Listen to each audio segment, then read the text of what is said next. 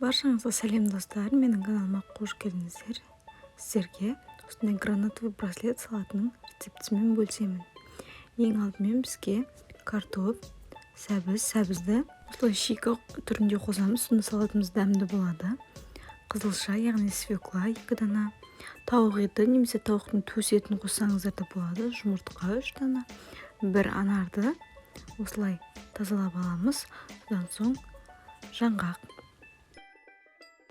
Тауық етін мен суда қайнатып пісіріп алдым, немесе маринадтап пеште пісірсеңіздер де болады. Сүйегі мен етін осылай ажыратып, өте майда етіп турап аламыз. Барлығын жеке-жеке осылай ыдыстарға салып аламыз. Мінекей тауық етін салып аламыз. Онан соң қайнатылған картопты осылай үкіштен өткіземіз. Сәбіз бізде шикі болғандықтан оны үкіштің майда көзінен өткізіп аламыз. Жұмыртқаны ірілеу өткіземіз.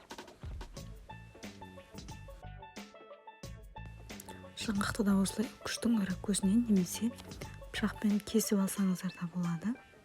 Немесе бір салфанға салып езіп алсаңыздар болады, өздеріңіздің қалауларыңызша.